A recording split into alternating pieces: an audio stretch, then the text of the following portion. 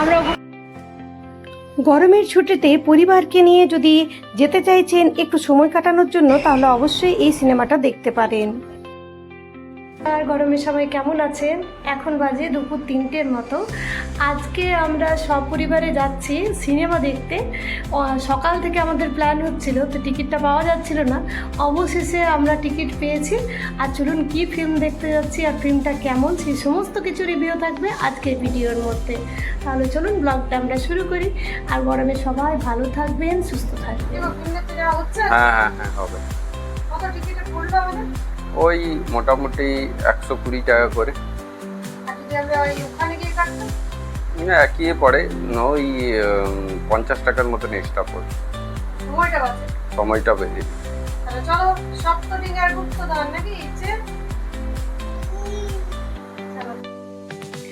চটপট করে অল্প একটু কুঁদরি আলু ভাজা বানিয়ে নিয়েছি, আর এখন বানাচ্ছি অল্প একটু ম্যাঙ্গো লস্যি।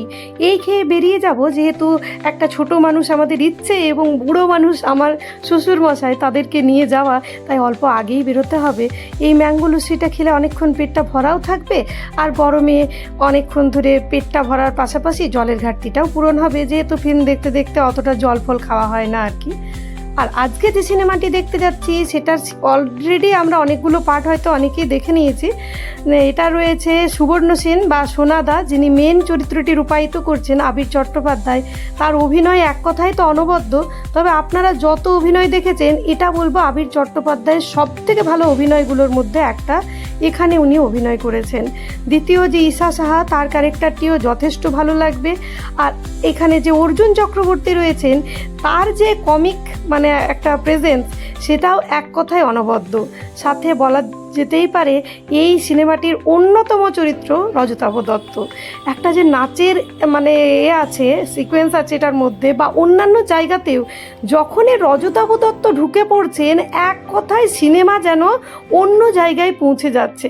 আর কৌশিক গঙ্গোপাধ্যায়কেও এখানে দেখলাম, তার অভিনয় তো বলার কিছু নেই। এক কথায় অনবদ্য অভিনয়, প্রতিটা জায়গাতে সকলে দুর্দান্ত অভিনয় করেছেন। এবং ইতিহাসের এটা উপর নির্মিত সিনেমাটির হলে পরেও আপনার কিন্তু কোনো জায়গাতেও একটু বোরিং মনে হবে না। চলুন, আমরা কিন্তু পৌঁছেই গেছি।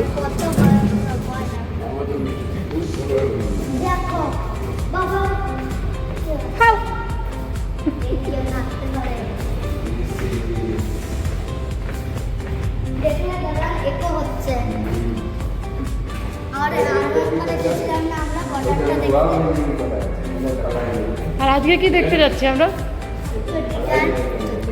কি? সপ্তডিঙ্গার গুপ্তধন। সপ্তডিঙ্গার গুপ্তধন। হ্যাঁ, প্রেস করো। এবার বেরোই, সপ্তডিঙ্গার গুপ্তধন দেখতে যাচ্ছি। আমরাও গুপ্তধন ঘুরতে যাচ্ছি। দেখা যাক, ফিল্মটা যদি ভালো হয় তাহলে বুঝতে পারবো যে গুপ্তধন আমরা পেয়েছি, নাহলে আমরা গুপ্তধন। এইবার আসি গল্পের বুননি। গল্পের বুননি এক কথায় অনবদ্য। প্রথমেই গল্পের যে মেন পার্ট বা গল্পর মধ্যে সিনেমা যেটা, সেটার মধ্যে ঢুকে যাওয়া যাচ্ছে।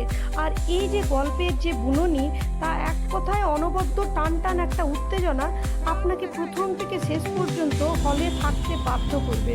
কখনো মনেই হবে না যে সিনেমার এই গল্পটা একটু বোরিং বা কী হবে না হবে।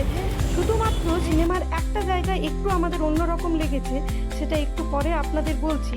বাকি গল্পটা বা যে সুন্দরবনের সিকোয়েন্স, সুন্দরবনের যে প্রেজেন্স, সুন্দরবনটাকে দেখানো, সেটাও এক কথায় অনবদ্য ছিল।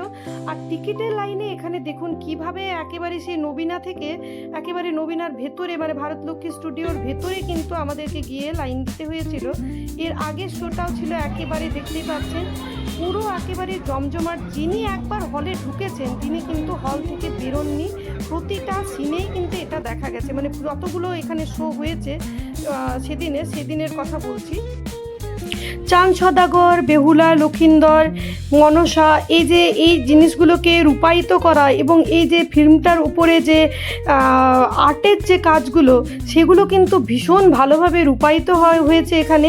এবার এখানে একটা জিনিস বলবো যে ফিল্মে বেরিয়ে যেটা আমাদের লেগেছে সেটা হচ্ছে কৌশিক গঙ্গোপাধ্যায়কে আরও ভালোভাবে হয়তো ব্যবহার করা যেত, এবং কৌশিক গঙ্গোপাধ্যায়কে নিয়ে যে একটা টুইস্ট এখানে গল্পের মধ্যে দেখা যাচ্ছে সেই টুইস্টটাকে অল্প একটু দুর্বল বলতেই পারেন। সেটা আরও একটু ভালো করে যদি লেখাটা হতো, মানে ওই জায়গাটাকে আরও ভালো করে চরিত্রটাকে বা গল্পটাকে সাজানো যেত, সেটা বলতে পারেন যে আরও একটু দুর্বল বলা যেতে পারে। বাকি সমস্ত গল্পটাই এক কথায় অনবদ্য। মন ভালো করা, বাচ্চা থেকে বড় সকলের ভালো লাগার মতন একটা সিনেমা। বিশেষ করে বাঘের যে একটা সিন আসছে বা সুন্দরবনের এক একটা যে জিনিসকে তুলে ধরা হচ্ছে, মাছ ধরতে যাওয়া, মুখোশ পরা, সমস্ত কিছুই এক কথায় দারুণ। একটা লোকও আজকে হল থেকে বেরোয়নি বল, কি দুর্দান্ত টান টান উত্তেজনায় ফিল্মটা শেষ হলো। অসাধারণ একটা ফিল্ম, অবশ্যই কিন্তু আপনারা মানে পারলে একবার অবশ্যই দেখবেন ফিল্মটা, জাস্ট অসাধারণ। মানে শেষ অবধি ক্লাইম্যাক্সটা এতটা সুন্দর যে একটা লোকও কিন্তু হল থেকে ওঠেনি।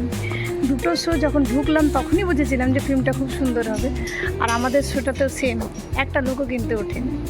আজকের মতন শুভরাত্রি, সবাই ভালো থাকবেন। আরও একবার অনুরোধ রইল, গরমের ছুটিতে সপরিবারে দেখার মতন এই সিনেমাটি অবশ্যই দেখে আসুন। আপনাদের নিকটবর্তী যে কোনো হল থেকে দুর্দান্ত লাগবে, মন ভালো হয়ে যাবে। সবাই ভালো থাকবেন তাহলে, ধন্যবাদ।